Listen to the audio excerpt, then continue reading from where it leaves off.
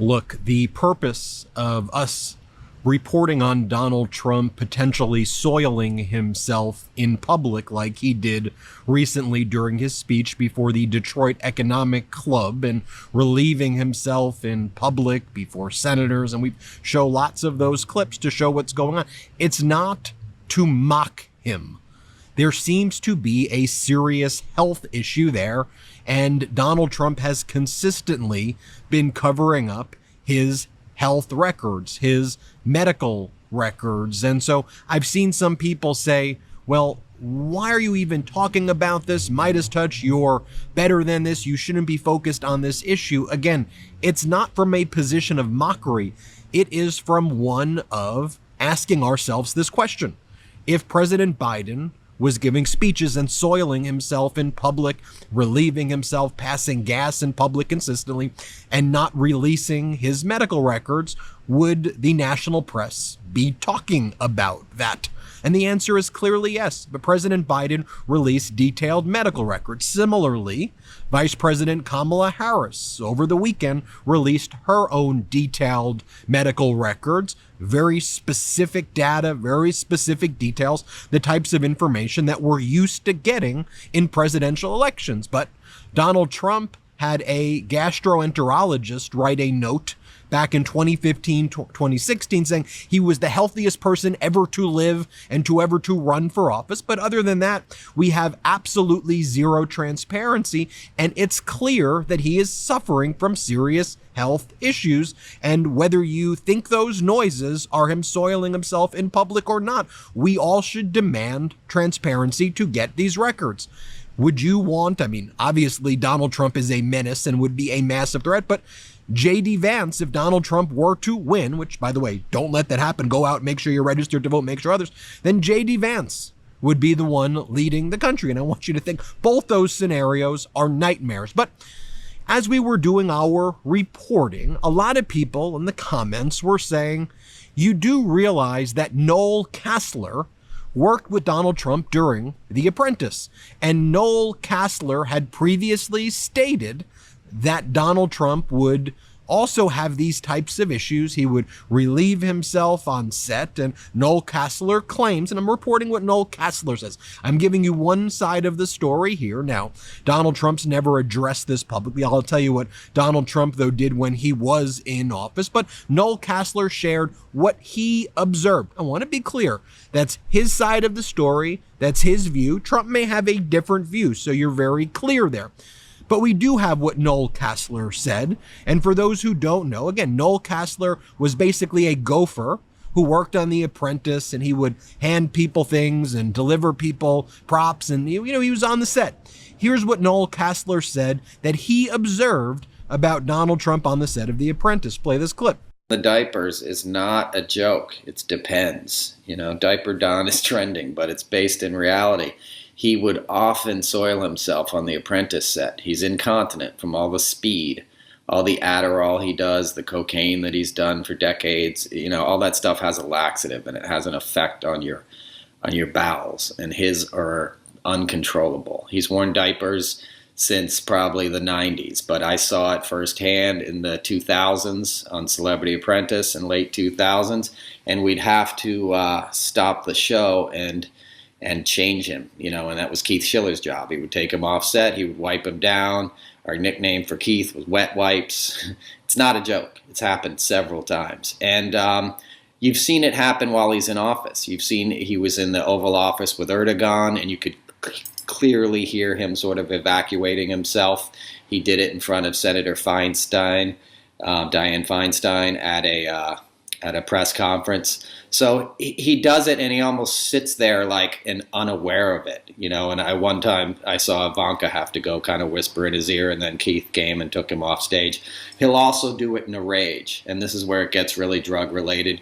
He'll start to freak out. One time there was the word arbitrage on a cue card, and he started screaming that the script department was setting him up. You're setting me up, and he just freaked out, and then very loudly evacuated his bowels, and you could smell it, and the guy who was holding the boom mic, was tearing up.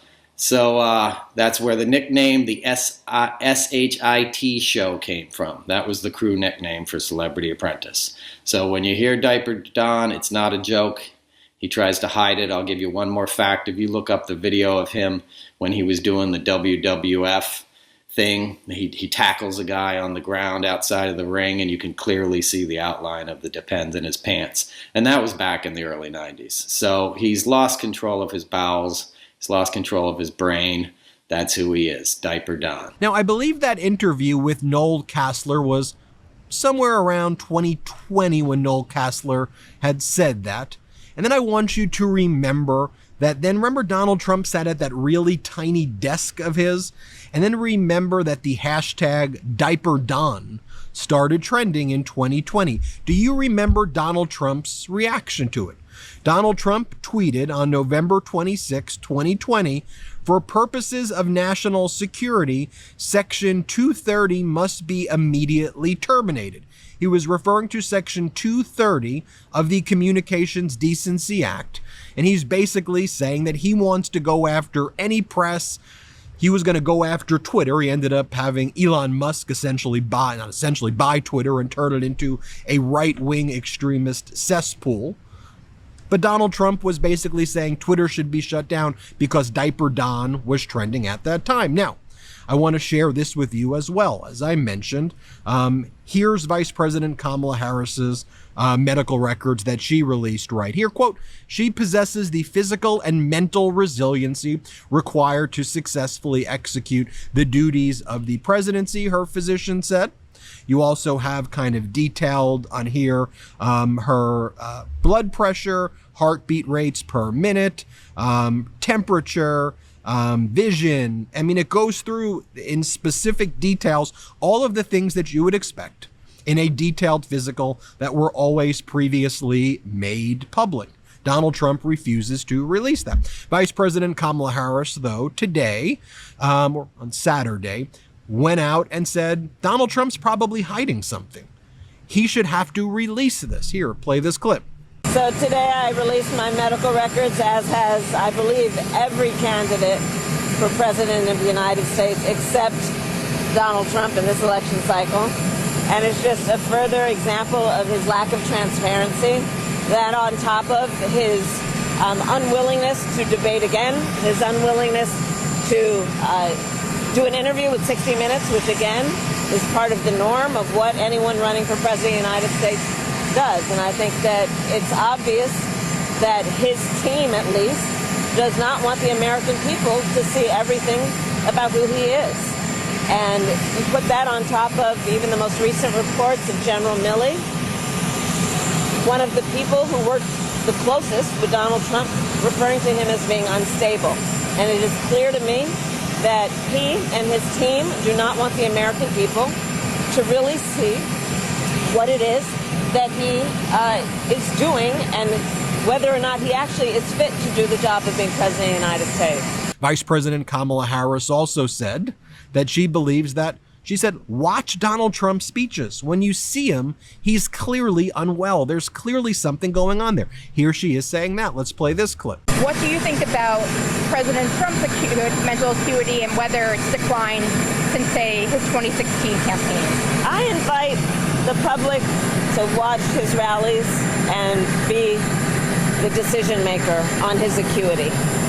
And you will see in his rallies how he goes off on tangents, how he is not focused on the needs of the American people with solutions to the issues that concern them the most. Now, just so you can remember, here was the clip where we believe is one of the examples of Donald Trump soiling himself on stage. This is at the Detroit Economic Club. You can listen to yourself. You can see it. Play this clip.